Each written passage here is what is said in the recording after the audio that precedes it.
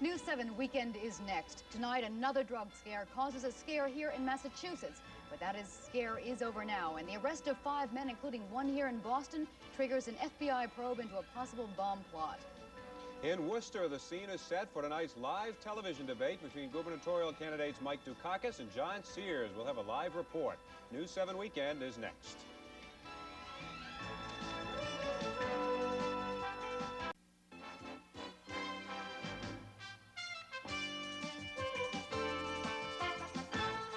This is News 7 Weekend with Susan Burke and Mike Levitt. Good evening, everyone. Topping News 7 tonight, those 7 Tylenol murders in Chicago a couple of weeks ago are causing many people around the country to be jumpy about buying over-the-counter medicines. But News 7's Jan Harrison says the latest local scare came when a Franklin woman said she bought a bottle of contaminated Bufferin. Since the Tylenol scare a few weeks ago, the State Food and Drug Lab has been swamped, keeping chemists working overtime. The latest alarm sounded 32 miles southwest of Boston. One irregular capsule inside a bottle of extra-strength Bufferin. Luckily, it turned out to be a manufacturer's oversight. Inside a Bufferin capsule, there is a tiny tablet plus white powder. In the capsule on the right, the powder was missing. A false alarm, but still a frightening experience for the Franklin woman who almost swallowed that capsule. Well, I had taken one of them, and my daughter came out into the kitchen and started to talk to me, and I had the other pill in my hand, and I moved my hand, and it rattled. And I went, wait a minute, it's not supposed to do this. Then I ended up going through the bottle and, you know, shaking a few and taking it apart and looking at the other ones. Deborah Bartoloni says she has a cold and a sore throat, but won't risk taking anything now, and she's just as cautious with her kids, particularly with Halloween just a week away. Following the same better safe than sorry theory, the corner store where the Bufferin was bought has cleared its shelves of all capsule products. This incident in Franklin points out a growing trend all over the state, in fact, all over the country. Consumers are being more careful. They want to know exactly what they're buying. We're seeing reports now coming in where individuals have a natural curiosity about the products that they're buying, and in many cases are going into stores and carefully examining products, opening boxes, opening caps, and examining products even if they do not have an intention to buy that particular product, because they're interested in knowing how they are packaged. And that caution has made the next consumer to pick up the package suspect tampering. Jan Harrison, News 7. And if you suspect anything if you've bought has been tampered with, please call your local health or police departments. Meanwhile, health experts in California are blaming contaminated soft drinks for making 200 football fans sick last night. Police say sulfate was found in copper tubing in one of the concession stands dispensing the drinks. 3 people who became sick during the game in Monterey Park are still in the hospital being held for observation. Police are now saying the shooting of actress Jennifer O'Neill was an accident. The seductive star of the movie Summer of 42 was found in the bedroom of her Bedford Hills, New York home last night with a bullet wound in the stomach. Ms. O'Neill is reported in stable condition at a hospital, and police say they still haven't been able to question her. At this point, they have only a sketchy idea of what really happened. For the next 10 days, Boston Common will be the site of a tent city, one of many around the country to protest President Reagan's economic policies. Members of the community action group Acorn began setting up their Reagan Ranch today. There will be 18 tents in all. The group has permission from the city to stay on the Common for 10 days. They're doing this, they say, because they are angry over budget cuts.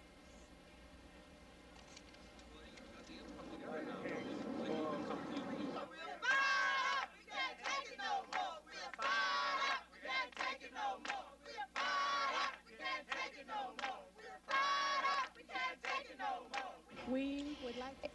Acorn is being supported by a number of allies, local churches, and other community groups. The group says the tent city will dramatize the need for more low-income housing, jobs, and community programs. Well, tonight at 8 o'clock, gubernatorial candidates Michael Dukakis and John Sears square off in their first televised public debate.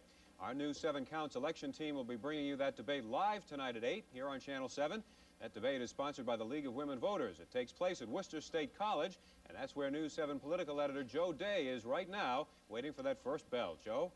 Well, Mike, actually, we are outside the auditorium of Worcester State College. We're at 8 o'clock. Democrat Michael Dukakis and Republican John Sears will engage in a live television debate. The debate is being sponsored by the League of Women Voters, and there are some people that are not entirely happy about its arrangements. One is John Sears. He wanted more debates. Dukakis said no. Another is a man who has come here tonight with a number of his supporters. His name is Frank Rich, and he is the independent candidate. Mr. Rich, you have indicated that you plan to do something here tonight. What are your plans for the evening? Oh, Joe, we're just here to make our presence felt. The fact of the matter is that this is probably one of the greatest single crimes that's occurred in the state of Massachusetts, and occurred and evidenced against the voter taxpayer.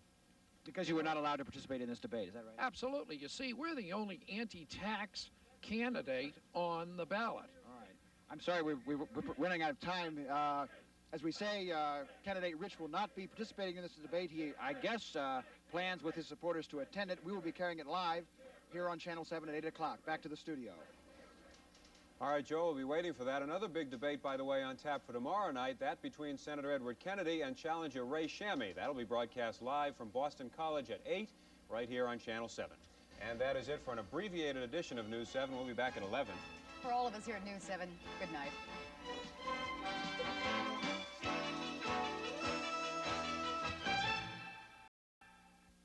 Elvis Presley, Monday at 4.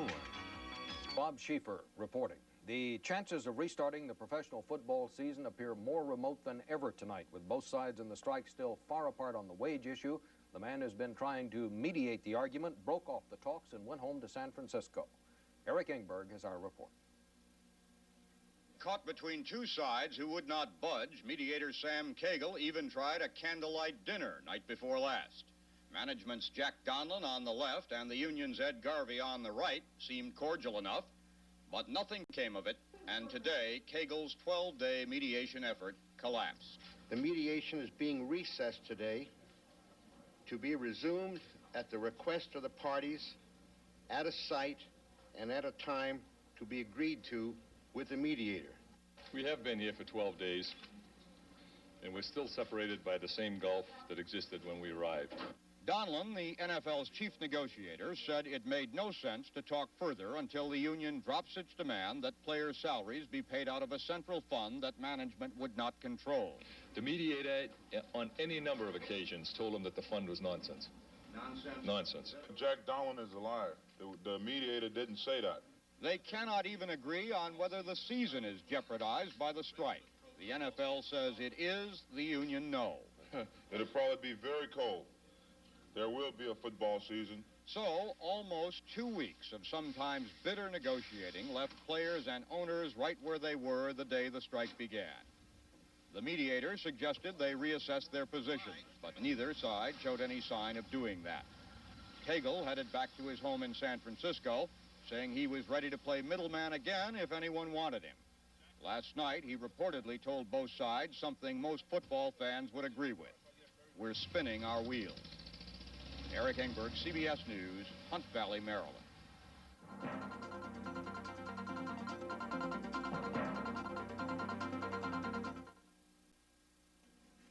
President Reagan said in a radio speech today that high unemployment is only a temporary problem and that the nation is not out of the woods yet on the economic problems, but is getting there.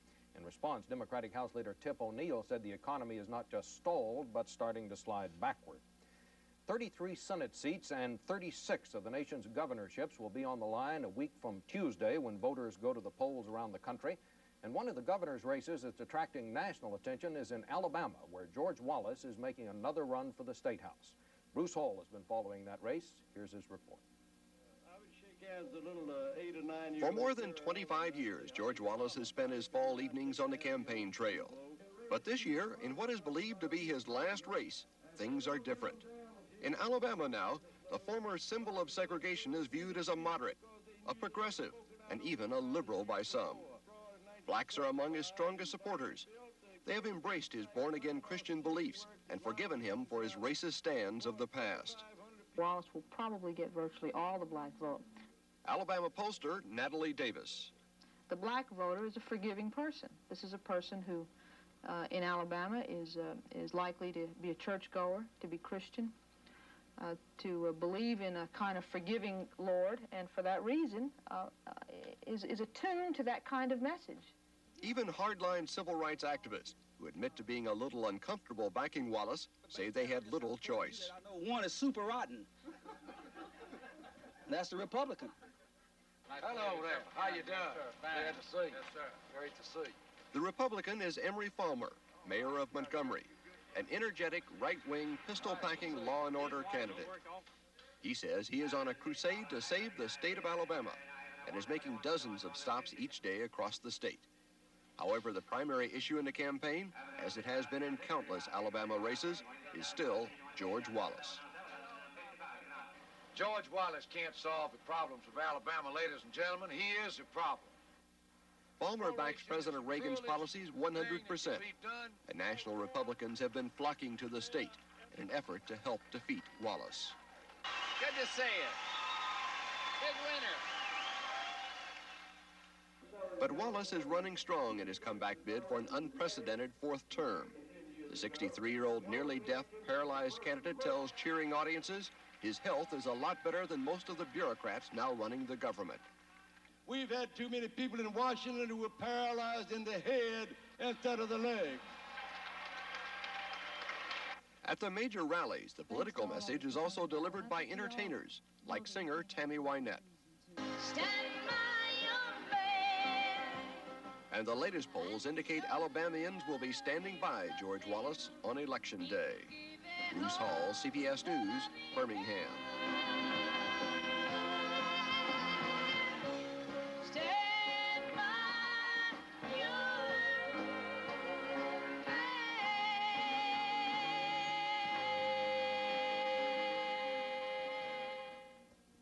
Campaigning in California this year has been some of the bitterest in recent memory. In addition to a hotly contested governor's race and a very close Senate race, there is also a controversial gun control proposition on the ballot. We have a report on that measure tonight from David Dow in Los Angeles. It is an expensive proposition, even in a state that measures ballot initiatives in megabucks and as explosive as its subject matter. Proposition 15, a handgun control measure that has already triggered nearly $6 million in campaign spending and some of the most controversial advertising in California history. This California president was shot with the kind of concealed unregistered handgun Proposition 15 goes after. This president was shot at with California street guns twice in a single month. This candidate for president was murdered with a California street gun. And from the other side, you have reached the police department. Our emergency lines are busy. If Proposition 15 passes, the police will divert more time and more money to regulating law-abiding citizens instead of stopping the criminal. Proposition 15 is not the usual gun control measure. It is a carefully crafted composite of other measures. It was designed to be a measure that was acceptable to the people but had real teeth in it. The three key ingredients are these: registration of all existing handguns, mandatory penalties for violations, including 6 months in jail for carrying an unregistered concealed handgun, and a freeze on the number of handguns allowed in the state. Proponents estimate there are now 4 to 5 million. Though not a direct ban, such as an appeal court recently overturned in San Francisco, it is no less vehemently opposed.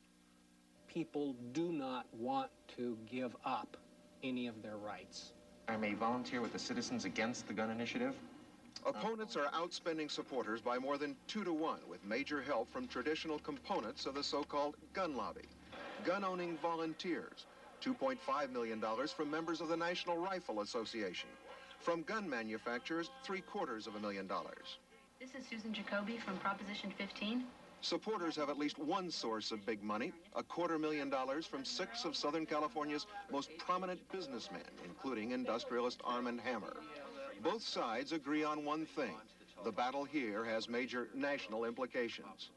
If it works here, and California has been a bellwether in the future, I think we'll see more toward getting some similar national legislation. If we win, it should have a chilling effect on similar proposals which are ready to spring up across the country if we lose. Recent polls show